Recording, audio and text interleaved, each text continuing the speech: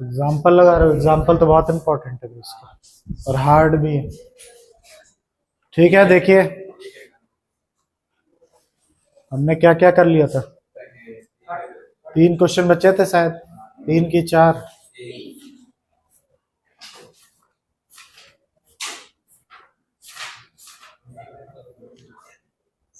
ये वाला हुआ था या नहीं? चलिए 4th क्वेश्चन देखिए, ये बहुत इजी है। और हर एक क्वेश्चन जो मैं बता रहा हूं इसमें हर एक question very very very very very important, ठीक है, याद रखना। हर क्वेश्चन कभी ना कभी टेस्ट में आया हुआ है, सबकी रेटिंग एक बराबर है, ये मत समझो वो ज्यादा है ये कम आया, सब बराबर ही आया। इसमें क्या बोल रहा है, अगर x प्लस वाई, कहां पे x दिख रहा है आपको, ये रहा, नोट बाद में कर लेना, पहले देखो, ये x और ये क्या है आपका y, इन दोनों एंगल का सम अगर w प्लस जेड, यानी ये एंगल और इस एंगल के सम के बराबर है, तो प्रूफ करिए ये एक ए ओ बी जो दिख रहा है, ए ओ बी, ये क्या है, स्ट्रेट लाइन है या लाइन है। तो लाइन प्रूफ करने के लिए हमें क्या चाहिए होता है, अगर ये 180 डिग्री तुमने प्रूफ कर दिया किसी तरीके से, तो वो एक लाइन कहलाएगी, ठीक है। अगर ये जो एंगल है इसको अगर आप 180 प्रूफ कर देते हो तो ये क्या कहलाएगी, लाइन ही कहलाएगी, क्योंकि लाइन एक सीधी ऐसी होती है और इस पे कितने डिग्री का एंगल बनता है, 180। तो हमारा टास्क ये है, या तो x और y को 180 दिखा दूं मैं किसी तरीके से, x और y का सम किसी तरीके से 180 दिखा दूं, या w प्लस जेड का सम क्या दिखा दूं, 180 दिखा दूं, तो मेरा काम हो जाएगा। हाँ, दोनों में से कोई भी दिखा दो। ये रही मेरी एक लाइन, आगे ये रही एक लाइन, अगर ये पूरा का पूरा 180 दिखा दूं तो काम हो जाएगा मेरा। अब पूरा का पूरा मेरा मतलब है यहाँ पे x और यहाँ पे क्या है y, x प्लस वाई कर दो 180, या फिर तुम में से तुम्हारी खुद की चॉइस है, ये z और w का सम क्या कर दें, 180 कर दें, अपने आप ही क्या हो जाएगा, ये लाइन मानी जाएगी। कॉन्सेप्ट समझ आ गया? तो करो, बहुत इजी, इधर ही हो जाएगा। तो लिखेंगे गिवन में if x plus y equal to क्या है, w प्लस जेड है, ठीक है। और हमें टू प्रूफ क्या करना है भाई, ए ओ बी क्या है, एक लाइन, ये प्रूफ करना। तो हम लिखेंगे प्रूफ, और बहुत आसान है। इससे पहले प्रूफ हो, पहले ये कॉन्सेप्ट समझिए, ये पूरा एंगल कितने डिग्री का होगा, 360 डिग्री का। क्यों? इसको बोलते हैं एंगल एट पॉइंट। किसी भी पॉइंट का पूरा एंगल ऐसे वो कितना होता है भाई, 360 डिग्री होता है। तो उस हिसाब से मैं x प्लस वाई प्लस डब्ल्यू प्लस जेड को 360 डिग्री लिख सकता हूं। क्या रीजन, एंगल एट पॉइंट, या कंप्लीट एंगल भी लिख सकते हो, एंगल एट अ पॉइंट है 360 डिग्री, या कंप्लीट एंगल, जो अच्छा लग रहा है आप लिख सकते हो। अब तुम में से डिसाइड करो, आप x प्लस वाई को 180 दिखाना चाहते हो या w प्लस जेड को, एक्स वाई को, तो बस कर लीजिए। x प्लस वाई किसके बराबर है, w प्लस जेड के बराबर है, तो मैं इस w प्लस जेड को क्या लिख सकता हूँ, x प्लस वाई लिख सकता हूँ, मैंने लिख दिया। तो देखो यहाँ पे अगले स्टेप, x प्लस वाई, और इस w प्लस जेड की जगह क्या लिख दिया भाई मैंने, x प्लस वाई लिख दिया। फिर रिपीट कर रहा हूं तुम्हारे लिए, w प्लस जेड की जगह हमने क्या लिख दिया, x प्लस वाई, क्यों, वो गिवन था, ठीक है। यहां लिख देना बगल में कि x plus y equal to क्या दे रखा है, w प्लस जेड दे रखा है, तो हमने इसकी वैल्यू पुट कर दी। x कितना हो गया, 2x हो गया, y कितना हो गया, 2y हो गया, दोनों में से 2 कॉमन ले लो, x plus y equal to कितना हो गया, 360, ठीक है। इसके नीचे ले गया, काट दिया हमने, आ गया x प्लस वाई कितना आ गया मेरा, 180, ठीक है। इसीलिए हम इसको क्या कह सकते हैं, ठीक है, देयरफॉर AOB क्या आएगा आपका, एक लाइन कहलाएगा, क्योंकि उसका कंप्लीट एंगल कितना दिखा रखा है, 180 डिग्री दिखा, कंप्लीट का मतलब ये। तो कई लोग उसको कन्वर्स ऑफ लीनियर पेयर भी कह देते हैं, ठीक है, याद रखना। अगर x प्लस वाई 180 है तो ये लीनियर पेयर है, लीनियर पेयर है यानी स्ट्रेट लाइन भी बोल देते हैं, लेकिन इतना ही काफी है, आपने इन दोनों एंगल का सम 180 दिला दिया तो इसका मतलब एक लाइन है। नोट करिए,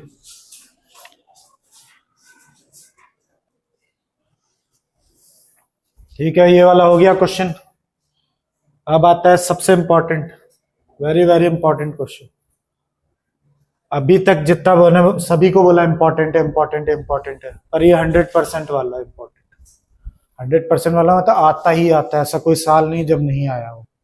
पूरे साल भर में से कभी ना कभी फंसेगा, कभी ना कभी का मतलब ये जो तुम्हारा पीटी यूटी जो भी होता है उसमें, या हाफ ईयरली या फाइनल। सबसे ज्यादा इस क्वेश्चन को मैंने हाफ ईयरली और फाइनल में देखा है। ठीक है, ये बहुत बहुत इंपॉर्टेंट क्वेश्चन, तो इसके लिए थोड़ा सा दिमाग तुम लोग को लगाना पड़ेगा तगड़ा। हाँ, इसको प्रूविंग करनी है। तो सबसे पहले कुछ समझते हैं क्या दिया हुआ है। तो पी ओ क्यू क्या है, लाइन है। मैं पहले ही बोल रहा हूँ, ध्यान से सुनना और देखना, नहीं तो समझ नहीं आने वाला, ऊपर से जाएगा। एक रे है ओ आर, ये रहा, परपेंडिकुलर है किस पे, पी क्यू पे। ये रहा, डब्बा जब भी बना होता है तो 90 डिग्री को ही शो करता है। क्यू एस अनदर रे है बिटवीन, ठीक है, इसके किसके, पी ओ आर के बीच में एक और रे यहाँ पे दिख रहा है। तो ये सब गिवन में लिखने की जरूरत नहीं, गिवन में ये लिख लो तो अच्छा है कि आर ओ क्यू क्या है, 90 डिग्री, इतना काम हो जाए। तो मुझे प्रूफ क्या करना है भाई, जो आर ओ एस एंगल है ना, कहाँ है R O S, R O S, ये वाला एंगल, वो हाफ है किसके, Q S minus P O S. तो इसको देखते हैं कैसे होगा। हाँ, नहीं वैसे नहीं होगा, तो जरा बुक देना, बुक है कि तुम, तो पहले इसका फिगर बनाओ भाई।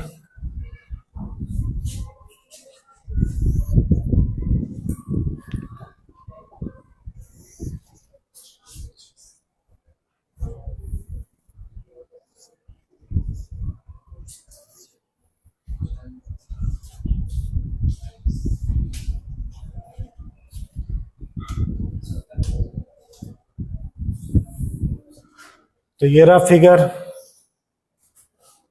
क्वेश्चन नंबर कौन सा है भाई, 5th क्वेश्चन।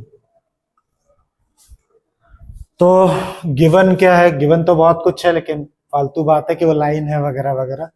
गिवन में आप आर ओ क्यू को क्या लिख लीजिए, 90 डिग्री दे रखा है, ये लिख लीजिए। ठीक है, लिखना बाद में, पहले देखो अच्छे से। और टू प्रूफ क्या करना है, आर ओ एस जो है ना, वो हाफ ऑफ क्या है, Q O S minus P O S, ये प्रूफ करना। तो कैसे करोगे, है तुम लोगों ने कर रखा ना, बताओ क्या करूं। हाँ, अरे ऐसे समझाओ, देख के क्यों करो। हाँ, तो नहीं आ रहा ना समझ, तो वही तो बता रहा हूँ, सिर्फ लिखे होने से नहीं समझ आए। आंसर तो दे ही रखा है, प्रूविंग तो आंसर खुद ही होता है। तो मैं क्यों देखूं, देख लूंगा तो फिर मेरी चीटिंग नहीं हो जाएगी। तुम्हें आता है तो वो बताओ। तो मैं बताता हूँ, लिखा तो है तुम्हारे पास लेकिन समझ नहीं पा रहे हो। ठीक है, यही होता ही है, तो इसको समझना पड़ेगा और प्रैक्टिस करनी पड़ेगी। इकलौता क्वेश्चन है जिसमें प्रैक्टिस चाहिए आप। तो सबसे पहले कुछ बातें जो आपको ध्यान देनी मेरी तरफ, और ये ऐसा क्वेश्चन मैं पहले नहीं बोल सकता, मतलब करते करते ही समझाना। इकलौता क्वेश्चन ऐसा है, अभी तक देखा होगा ना, पहले मैं स्ट्रेटेजी बताता था कि ये ऐसे करेंगे वैसे करेंगे, ये क्वेश्चन ऐसा साथ साथ में करते चलेंगे तो ही आएगा। इतना मानते हो ये 90 है, ये दिख रहा है लीनियर पेयर, जो ये बैगनी वाला कलर बना रहा हूं, ठीक है, कहाँ पे ऐसे, ये सिर्फ इस कलर पे ध्यान दो जो मैंने आपको दिखाया, तो तुम्हें नहीं लग रहा लीनियर पेयर है ये और ये। अगर मैं इसको अलग से निकाल के दिखाऊं तुम्हें, तो ये दिख रहा है आपको, तो ये दो एंगल का सम कितना हो जाएगा, 180 लीनियर पेयर से दिख रहा है इतना। वही सबसे पहले मैं करने जा रहा हूँ प्रूफ, देखते चलोगे तभी समझ आएगा, ऐसे डायरेक्ट बोलूंगा तो नहीं आने वाला। तो मैंने क्या लिखा सबसे पहले, R O Q equal to किसके बराबर है भाई, पहले तो ऐसे ही लिखो, पहले ढंग से लिखो, plus R O P equal to 180 degree. R O Q और आर ओ पी, सिर्फ वो बैगनी कलर को देखोगे तो आपको लीनियर पेयर दिखता हुआ नजर आ जाए।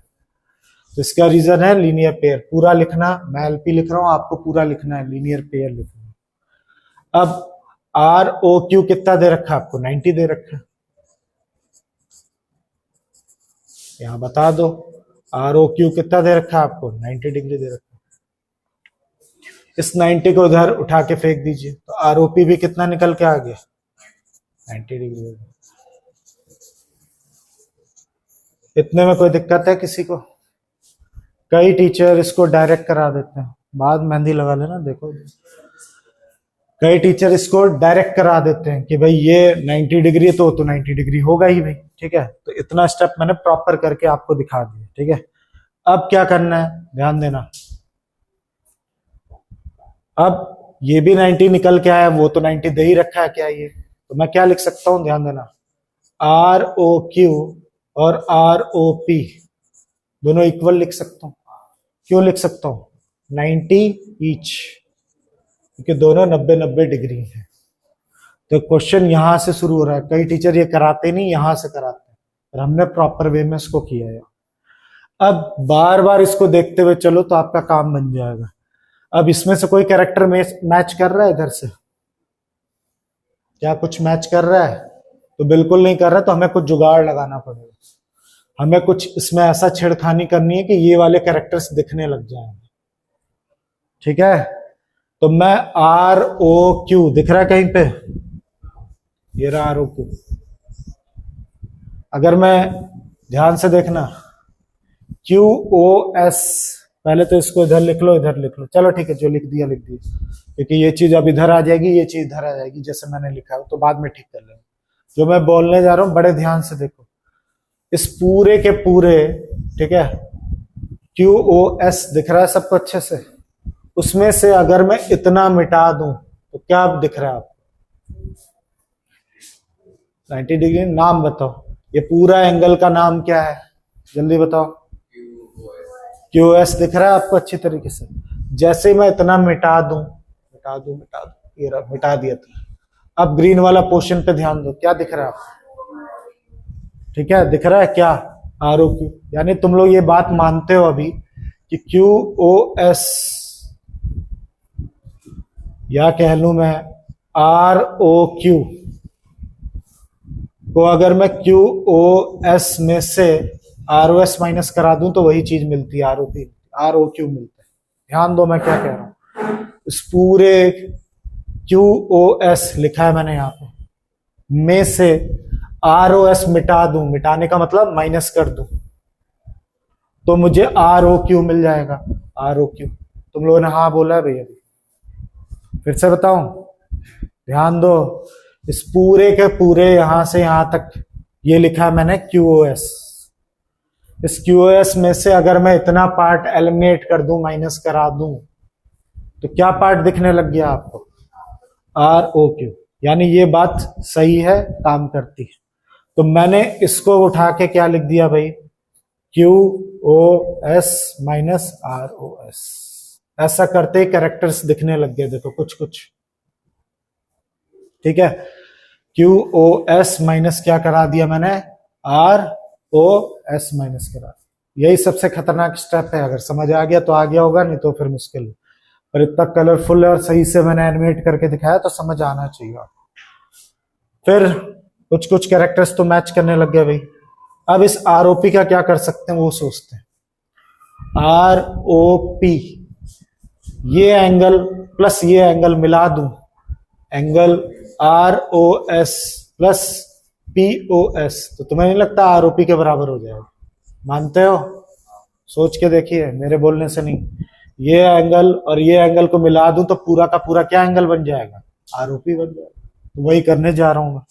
आर ओ पी को क्या लिख दूंगा, आर ओ एस प्लस, ठीक है, पी ओ एस।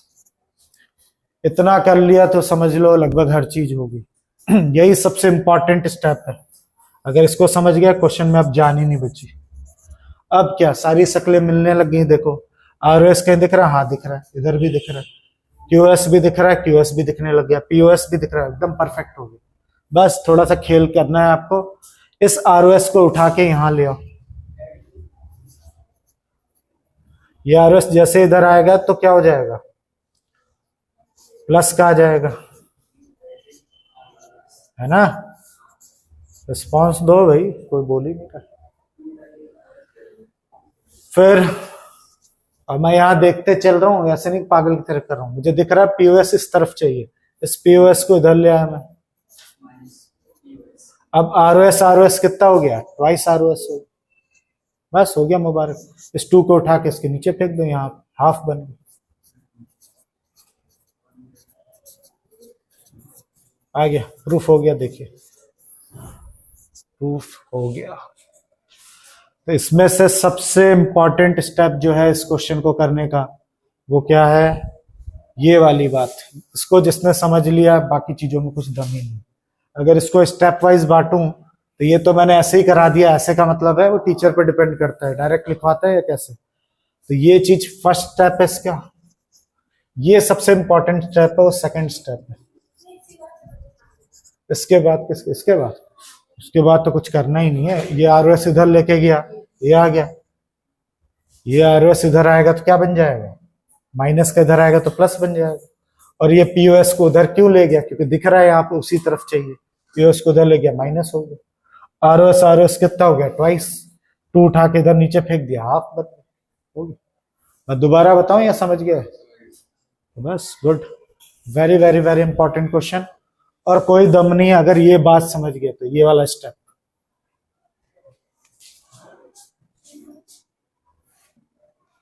अब आता है इस एक्सरसाइज का लास्ट क्वेश्चन, ठीक है।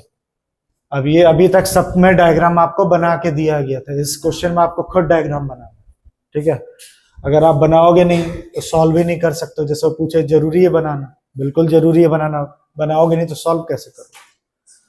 तो X Y Z rough diagram बना रहा हूं मैं। एक्स वाई जेड कितने डिग्री दे रखा है, 64 डिग्री, ठीक। एक्स वाई को प्रोड्यूस करिए, तो प्रोड्यूस किया मैंने, ठीक है। कहां तक, पॉइंट पी तक। एक्स वाई को प्रोड्यूस किया कहां तक, पॉइंट पी तक, कर दिया। Draw figure from the given information, कर दिया, बना दिया। If the ray Y Q bisect Z Y P, एक रे है वाई क्यू, वो जेड वाई पी एंगल को क्या करती है, बाइसेक्ट करती है। और कल से बोल रहा हूं, बाइसेक्ट का मतलब होता है बराबर बराबर 2 हिस्सों। यानी अगर लेट मान लो ये एंगल 70 डिग्री का है, वैसे तो होगा नहीं, ठीक है, मान लो 70 का है, तो इसको ये क्या करेगा, 35 डिग्री में क्या कर देगा, बांट देगा, ठीक है। तो इसीलिए इसको बाइसेक्ट कहा जाता है। हाँ, इक्वल इक्वल बांट देगा।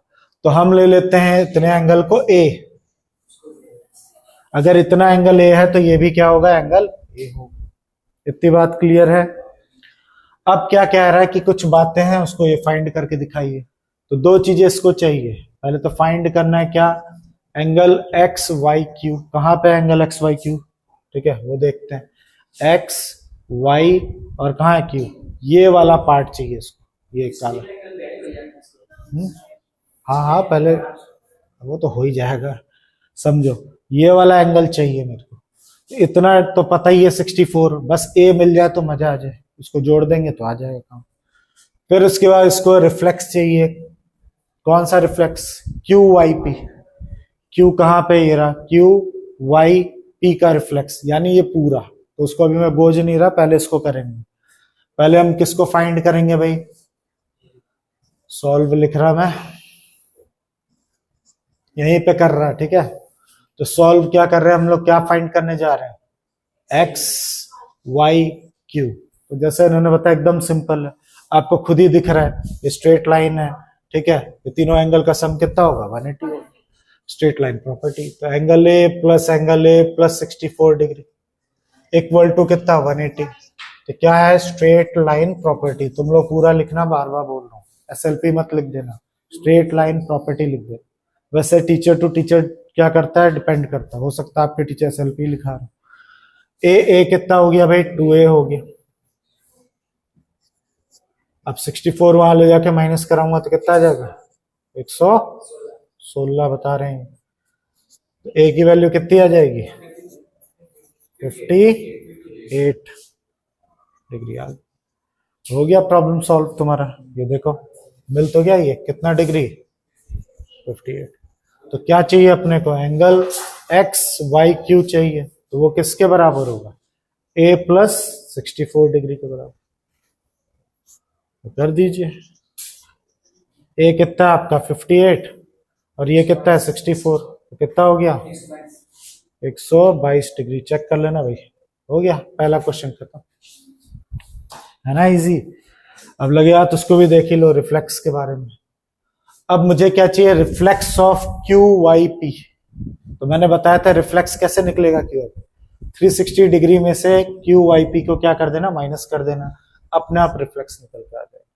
तो पहले है कहाँ Q Y P, Q Y P ये रहा। तो ये नहीं चाहिए मेरे को, इसके पीछे का पूरा एंगल चाहिए, पूरा ये, ठीक है। तो आसान है भाई, तुरंत निकल के आ जाएगा। 360 minus angle Q Y P कितना है, ए है, जो कि तुम ऑलरेडी कितना निकाल चुके हो 58 माइनस कर देना, 302 डिग्री आ गया, हो गया एक्सरसाइज खत्म। अब हम पहुंच गए हैं कहां पे, एक्सरसाइज 6.2 का इंट्रो। तो अगर अभी तक आपने 6.1 में पढ़ा तो क्या क्या पढ़ा भाई, एक वर्टिकली अपोजिट एंगल के बारे में पढ़ा, एक लीनियर पेयर के बारे में पढ़ा, एक स्ट्रेट लाइन प्रॉपर्टी के बारे में पढ़ा, है ना। ये सब मेरे हिसाब से, मेरे क्या सबके हिसाब से 8th क्लास पढ़ रहे हो आप, ठीक है। 8th में ही था ना ये सब, के किस में था, 7th में 8th में। तो अब हमें क्या करना है, कुछ बातें जो हमने फिर 8th या 7th में पढ़ी थी कि अल्टरनेट एंगल्स क्या होते हैं, ये सारी बातें ये रहा, देख सकते हो। तो कुछ थ्योरम्स हैं यहाँ पे, आपको क्या करना है, यूज करना है। पहले तो यहाँ पे एक वर्ड यूज किया, वो देखो कन्वर्स वर्ड यूज किया है। कन्वर्स क्या होता है, जस्ट जो भी बताया गया जस्ट इसका उल्टा। जैसे मैंने बोला कि ये लाइन अगर इस लाइन के पैरेलल है, ध्यान देना, तो ये एंगल और ये वाला एंगल इक्वल होगा, याद है ना, अल्टरनेट से ये एंगल इस एंगल के क्या होगा, इक्वल होगा, जेड बनाता है ऐसे बोलते हैं। तो ये सब तो 8th में पढ़ाया गया था आपको, अल्टरनेट इंटीरियर एंगल। तो हमें यहाँ जस्ट इसका उल्टा बोलना है। अगर इनको मैं बोलूं कि दो लाइन क्या करनी है, पैरेलल प्रूफ करनी है, तो अगर किसी तरीके से अगर ये एंगल ये इस एंगल के बराबर ला देती हैं, तो अपने आप ये दोनों लाइन क्या हो जाएंगी, पैरेलल हो जाएंगी। इस प्रॉपर्टी को हम कन्वर्स ऑफ, ठीक है, यहाँ तो करस्पॉन्डिंग लिखा है, अल्टरनेट इंटीरियर एंगल हो जाएगा। यानी जब भी तुम्हें क्या करना है, मैं क्या कहना चाहता हूं फिर बताता हूं, पहले तो पूरा पुराना याद दिला देता हूं आपको। तो आपने पढ़ा था जब भी दो लाइन पैरेलल होती है, दो लाइन क्या होती है, पैरेलल, और इसको कोई ट्रांसवर्सल कट कर रही, तो मैंने इसका नाम एंगल 1 लिया, इसका नाम क्या, एंगल 2 लिया, इसका नाम एंगल 3 लिया, और इसका नाम क्या ले लिया, एंगल 4 लिया। तो ये जो बोलने जा रहा हूं ये तभी पॉसिबल है जब इफ इसका नाम मैंने ए बी ले लिया, इसका नाम सी डी ले लिया। ये जो भी प्रॉपर्टी हम पढ़ने जा रहे हैं ये तभी काम करती हैं जब ए बी पैरेलल हो किसके, सी डी के। अगर ए बी पैरेलल नहीं होगा सी डी के तो वो अल्टरनेट जो आप लगाते हो नहीं लगा सकते। तो उस हिसाब से याद होगा कि एंगल 1 किसके बराबर है, एंगल 2 के जेड जैसा बनता दिख रहा है आपको। एंगल 1 किसके बराबर है, एंगल 2 के। इस तरीके से उल्टा जेड भी चलता था। एंगल 3 किसके बराबर है, एंगल 4। इस प्रॉपर्टी को तुम लोग क्या कहते थे, अल्टरनेट, ठीक है, इंटीरियर एंगल, याद है। तो अल्टरनेट इंटीरियर एंगल तभी लगेगा, जब मैं बार बार बोल रहा हूं, जब ये दोनों लाइन पैरेलल होंगी, ठीक है। इसके अलावा और क्या क्या पढ़ा था तुम लोगों ने, हाँ, करस्पॉन्डिंग एंगल ये बता रहे। इनका कहना है कि ये वाला एंगल, एंगल 3 किसके बराबर होगा, बराबर नहीं होगा, एफ में बराबर नहीं होता, ठीक है। हाँ, पहले चलो ये भी बता ही देता हूं। तो ये करस्पॉन्डिंग एंगल होता था, याद है, करस्पॉन्डिंग एंगल। करस्पॉन्डिंग एंगल की क्या प्रॉपर्टी थी, अंदर के दोनों एंगल का सम कितने के बराबर होता है, 180 के बराबर। एंगल 1 एंगल 4 का सम कितना होगा भाई, 180 के बराबर होगा। तो ये सब पहले से आपने पढ़ी हुई बातें। इसके अलावा तुम लोगों ने ये भी पढ़ा होगा कि ये वाला एंगल, ठीक है, इसका नाम एंगल 5 ले लेता हूं, इसका नाम एंगल 6 ले लेता हूं, इसका 7 ले लेता हूं, इसका 8 ले लेता हूं। जो तुम बता रहे हो वो था कौन सा, उल्टा बोल दिया मैंने, ये करस्पॉन्डिंग नहीं, को इंटीरियर है, गलत बोल दिया मैंने, ठीक है। ये तो करस्पॉन्डिंग ये बतवाना चाह रहे थे, ठीक है। तो करस्पॉन्डिंग में क्या होता है भाई, एफ बनता है, यानी एंगल 5 किसके बराबर होगा, एंगल 4 के बराबर होगा। और इसी तरह एंगल 6 किसके बराबर होगा भाई, एंगल 2 के बराबर होगा। इसी तरह एंगल 8 किसके बराबर होगा, एंगल 1 के बराबर होगा। इसी तरह एंगल 7 किसके बराबर होगा, एंगल 3 के बराबर। तो ये सब प्रॉपर्टी आपने पहले से पढ़ी हुई है। तो हमें क्या करना है, इसका क्या काम है, हमें इस बात का ध्यान देना है कि ये सब प्रॉपर्टी कब काम करती है, जब ये दोनों लाइन पैरेलल होती है। तो इनमें से अगर मैं उल्टा इसका सोचूं, अगर मुझे कल को ये प्रूफ करने के लिए आ जाए कि प्रूफ करो ए बी पैरेलल है सी डी के, ठीक है, कल को ये प्रॉब्लम आ गई कि ए बी पैरेलल है सी डी के, ये प्रूफ कर ले, इसके लिए तुम्हें क्या करना पड़ेगा, इनमें से कुछ भी एप्लीकेबल अगर हो रहा होगा, इनमें से कुछ भी अगर अप्लाई हो रहा होगा, तो कन्वर्स बोल के, जैसे इसको लिखोगे converse of alternate, converse of को interior angle, converse of corresponding angle, ऐसे टर्म्स यूज करके हम बोलेंगे कन्वर्स मतलब उल्टा। अगर ये चीज की वजह से ये हो रही है, तो इनकी चीज की वजह से ये होगा, तो इसको बोलते हैं कन्वर्स। कन्वर्स का मतलब उल्टा, ठीक है। तो इसी चीज का आपको यूज करना है यहाँ पे। तो पहली थ्योरम क्या है आपके सामने, ये रही, line which are parallel to the same line and parallel to each other. बच्चों वाली बात, अगर ये लाइन इस लाइन के पैरेलल है, ठीक है, और ये वाली लाइन किसके पैरेलल है, इस वाले लाइन के पैरेलल है, तो ये दोनों लाइन भी आपस में क्या होंगी, पैरेलल होंगी। एक लाइन ये मान लो इस लाइन के पैरेलल है, तो इसके नीचे भी अगर एक लाइन बनाऊं, ये इसके पैरेलल है, ये इसके पैरेलल है, तो आपस में भी ये क्या होंगी, पैरेलल होंगी। ये तो नॉर्मल बात है, कुछ बड़ी बात है, ठीक है। दूसरी थ्योरम, दूसरी तो नहीं है, कोई थ्योरम नहीं, अब शुरू हो जाओ। तो पहला क्वेश्चन, इसके लिए फिर मैं रिपीट कर रहा हूं, वो सब याद होना चाहिए कि अल्टरनेट किसे कहते हैं, ठीक है, alternate interior angle, alternate exterior भी होता था, भूल गया मैं बताना। एक्सटीरियर किसे कहेंगे, अगर ये वाला एंगल इस वाले एंगल के बराबर, जेड के अंदर वाले इंटीरियर होते हैं, जेड के बाहर वाले एंगल, ठीक है, वो क्या होता है, एक्सटीरियर होता है। तो ये सब चीजें आपको आनी चाहिए, 8th क्लास में आपने पढ़ा होगा। तो हमें क्या करना है, इफ ए बी क्या है, देखे नहीं रहा कोई, गिवन क्या है भाई, इफ ए बी किसके पैरेलल है, सी डी के पैरेलल है, और सी डी किसके पैरेलल है, ई एफ के पैरेलल। ए बी पैरेलल है किसके, सी डी के, और सी डी पैरेलल है ई एफ के। इन दोनों बातों से मैं एक बात नहीं बोल सकता हूँ, ए बी पैरेलल है सी डी के और C D parallel E F, इसका मतलब ए बी भी पैरेलल होगा ई एफ के। अभी जो पहली थ्योरम पढ़ी थी हमने, ये लाइन इस लाइन के पैरेलल, ये लाइन इस लाइन, तो यानी ये दोनों भी आपस में पैरेलल होगा। गिवन में लिख लो, ठीक है, लफड़े खत्म। और y रेशियो z का कितना दे रखा है आपको, 3:7।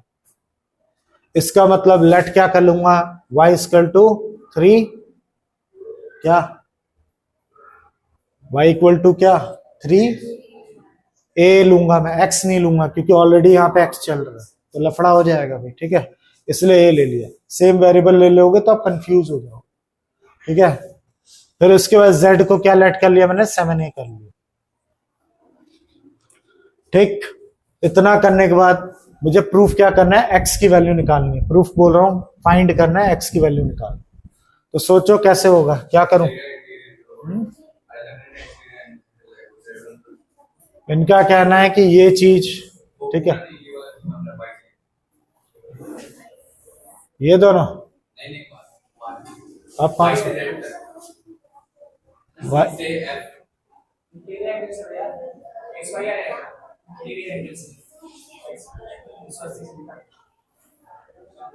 यही ना बोलो इन दोनों का सम, ठीक है। ये लोग क्या बोल रहे हैं, इन दोनों का सम आप क्या ले लीजिए भाई, 180 ले लीजिए। क्यों भाई, इफ ए बी किसके पैरेलल, ये नहीं लिखा तो नंबर कट जाएंगे भाई। इफ ए बी पैरेलल है सी डी के, तो x प्लस वाई की वैल्यू 180 होगी। क्यों, को इंटीरियर, ठीक है, एंगल्स की वजह से। इतने में कोई दिक्कत है, अब y प्लस जेड का y प्लस जेड बोलो y और z का रेशियो यहाँ पे दिया हुआ है। अब क्या करूंगा मैं, ध्यान से देखो, ये y है तो ये भी y हो जाएगा, vertically opposite angles. y plus Z का सम कितना हो जाएगा 180। क्यों? इफ CD जो है वो पैरेलल है किसके, EF के। अगर CD क्या है, EF के पैरेलल है, तो y प्लस जेड की वैल्यू कितनी आ जाएगी, 180 आ जाएगी। क्यों? वो इंटीरियर एंगल की वजह से। y और z का तो रेशियो दे ही रखा है आपको, 3a और 7a, तो ये कितना हो जाएगा 10a। इसको इससे डिवाइड करोगे तो कितना, a की वैल्यू कितनी आ गई 18 आ गई। और तुम्हें निकालना क्या था, x निकालना था, x। ठीक है, तो पहले a 18 आया तो तुम्हारा y की वैल्यू कितनी होगी, 3 इंटू a 54 हो जाएगा। और z का कितना हो जाएगा, 7 इंटू 18 कितना, 120, 126 ना। हाँ वो तो आ ही जाएगी। अब y आ गया, ठीक है, तो x आ जाएगा। कैसे, इसी में पुट कर दीजिए। x की वैल्यू पता नहीं, y की वैल्यू कितनी है अपनी 54, इसको उधर ले जाके क्या कर देना, माइनस कर 136। तो ऐसे करना है, ठीक है। हो सकता है समझ नहीं आया, फिर करेंगे कल, ठीक है, क्योंकि मुझे देख के लग रहा है कि ऊपर से जा रहा है। तो इस चीज को दोबारा करना है, लेकिन ये दोबारा तब हो पाएगा जब आपको पहले से पता हो क्या क्या हो। सारी प्रॉपर्टी 8th की पढ़ के आइएगा।